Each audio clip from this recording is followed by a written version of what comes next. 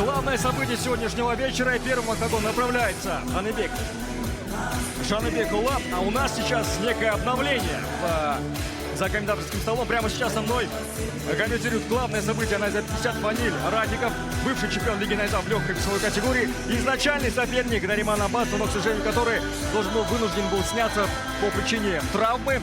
Фаниль, приветствую тебя. Ассаламу алейкум, Арман. Ассаламу алейкум, Курмита Казахиля.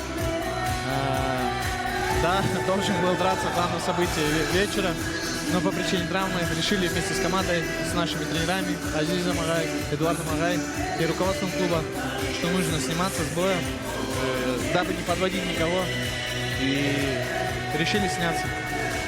Вот так.